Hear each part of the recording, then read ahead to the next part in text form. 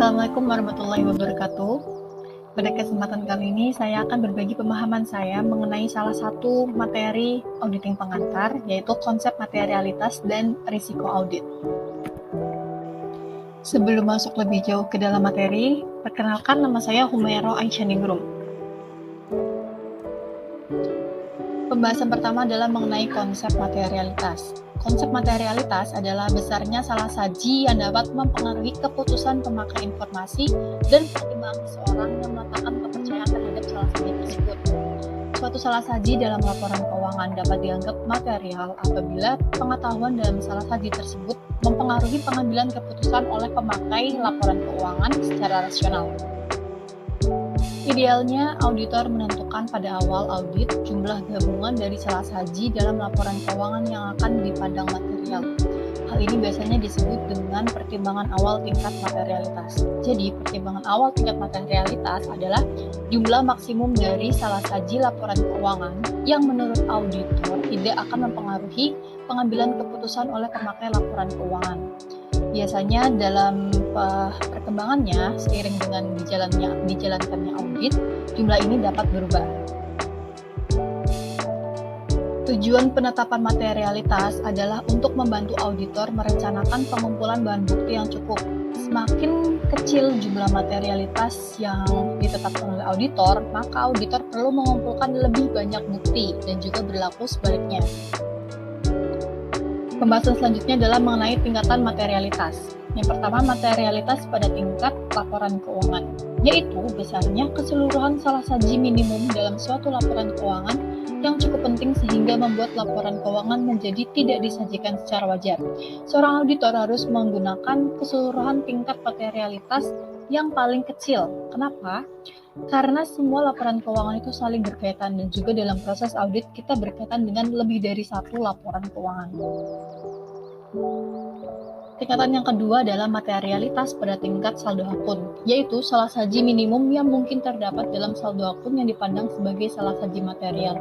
Auditor harus mempertimbangkan materialitas pada tingkat saldo akun ini dengan materialitas pada tingkat laporan keuangan, karena bisa jadi secara individual mungkin saldo akun tersebut tidak materialitas, tapi setelah digabungkan dengan saldo akun yang lain, ternyata saldo akun tersebut materialitas terhadap laporan keuangan secara keseluruhan.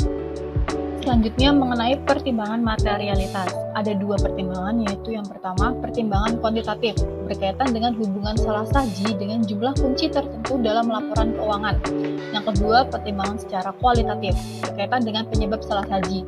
Suatu salah saji dalam laporan keuangan biasa saja tidak material secara kuantitatif, tetapi ternyata material secara kualitatif. Hal ini disebabkan karena penyebab dari salah saji tersebut. Nah, dalam pertimbangan kuantitatif yang dipertimbangkan adalah yang pertama, laba bersih sebelum pajak dalam laporan keuangan. Biasanya kantor akuntan publik itu menggunakan pedoman sebesar 5-10% dari laba bersih sebelum pajak. Yang kedua adalah total aktiva dalam neraca. Biasanya jumlahnya adalah 0,5% sampai 1%. Yang ketiga, total aktiva lancar dalam neraca. Biasanya jumlahnya adalah 1% dari total aktiva lancar. Dan yang terakhir adalah total ekuitas pemegang saham dalam neraca. Biasanya menggunakan nilai sekitar 0,5% sampai dengan 1%. Selanjutnya adalah pertimbangan secara kualitatif. Seperti yang saya sampaikan di awal tadi, suatu salah saji dalam laporan keuangan bisa saja tidak material secara pertimbangan kuantitatif, tapi ternyata material secara pertimbangan kualitatif. Hal ini disebabkan karena penyebab dari salah saji tersebut. Misalnya nih, yang pertama, kemungkinan terjadinya pembayaran yang melanggar hukum dan juga kemungkinan terjadinya kecurangan yang dilakukan oleh pihak perusahaan. Yang kedua, syarat yang tercantum dalam perjanjian penarikan kredit dari bank yang mengharuskan klien atau perusahaan untuk mempertahankan beberapa rasio keuangan pada tingkat minimum tertentu. Yang ketiga adalah adanya gangguan dalam tren laba. Yang keempat, sikap manajemen terhadap integritas laporan keuangan. Misalnya, manajemen tidak kolaboratif dengan audit dan cenderung menutupi dan segala macam. Selanjutnya adalah mengenai pentingnya materialitas. Kenapa sih dalam suatu proses audit materialitas ini sangat penting? Jadi peran konsep materialitas adalah untuk mempengaruhi kualitas dan juga kuantitas informasi akuntansi yang diperlukan oleh auditor dalam membuat keputusan yang berkaitan dengan bukti. Konsep materialitas menyatakan bahwa tidak semua informasi keuangan diperlukan. Dalam laporan akuntansi, hanya informasi yang material saja yang seharusnya disajikan. Informasi yang tidak material itu sebaiknya dihilangkan saja atau diabaikan. Jadi analoginya adalah dengan konsep materialitas, tidak semua kesalahan dalam laporan keuangan itu perlu diperbaiki, melainkan hanya kesalahan-kesalahan yang material saja yang harus diperbaiki. Nah, atas dasar konsep materialitas, sebenarnya auditor tidak memberikan jaminan bagi siapapun bahwa laporan keuangan yang diaudit adalah 100% akurat. Selanjutnya adalah mengenai hubungan antara materialitas dan juga bukti audit. Materialitas merupakan satu di antara berbagai faktor yang mempengaruhi pertimbangan auditor tentang kecukupan bukti audit. Semakin rendah tingkat materialitas, maka semakin besar jumlah bukti yang diperlukan. Sebaliknya, semakin tinggi tingkat materialitas, semakin kecil jumlah bukti yang diperlukan. Karena dengan semakin rendahnya tingkat materialitas, berarti keakuratan dari laporan keuangan itu semakin terjamin, sehingga auditor membutuhkan lebih banyak data-data yang diperlukan untuk memastikan keakuratan dari laporan. Beralih ke topik selanjutnya, yaitu mengenai risiko audit atau audit risk. Audit risk merupakan risiko yang timbul karena auditor tanpa sadar memodifikasi pendapat mereka sebagaimana mestinya atas laporan keuangan yang mengandung salah satu material. Jadi auditor itu tidak bisa menjamin bahwa laporan keuangan yang telah diaudit itu sudah 100% terbebas dari salah satu material. Maka dari itu dalam proses perencanaan audit, auditor harus menentukan beberapa persen atau beberapa derajat dari resiko audit yang kemungkinan selama proses audit berjalan tidak terdeteksi oleh auditor.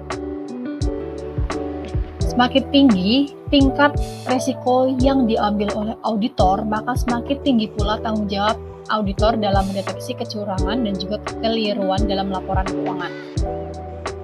Komponen risiko audit, yaitu yang pertama ada inherent risk atau risiko bawaan, yaitu risiko yang berasal dari adanya kemungkinan kesalahan material yang dikandung oleh laporan keuangan yang diaudit. Jadi misalnya dalam laporan keuangan tersebut ada salah satu saldo akun atau kemungkinan karena saking kompleksnya transaksi tersebut.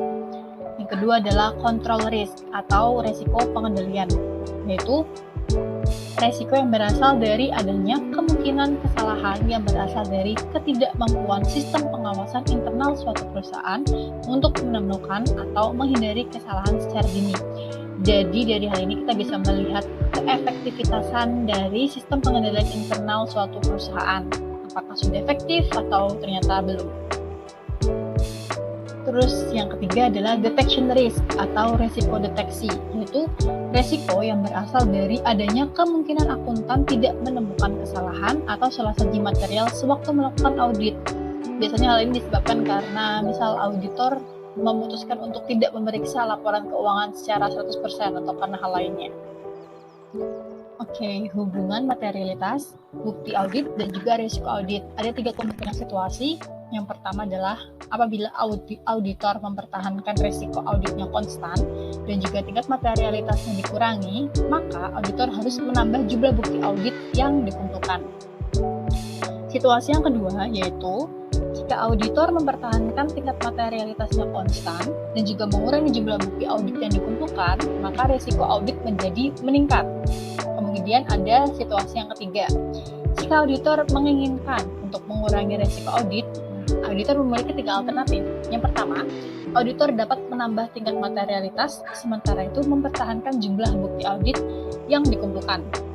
Atau yang kedua, menambah jumlah bukti audit yang dikumpulkan, sementara itu tingkat materialitasnya tetap dipertahankan. Atau kemungkinan yang ketiga yaitu dengan menambah sedikit jumlah bukti audit yang dikumpulkan dan tingkat materialitas secara bersamaan. Seperti itu. Insyaallah, alhamdulillah ternyata kita sudah sampai kepada akhir materi atau video yang dapat saya sampaikan dari pemahaman saya. Saya ingin mengucapkan terima kasih kepada yang sudah menonton dan juga kepada dosen pengamu saya yang telah membimbing saya selama 1 semester. Apabila ada salah kata dalam penjelasan atau pengucapan, saya mohon maaf sebesar-besarnya. Terima kasih. Wassalamualaikum warahmatullahi wabarakatuh.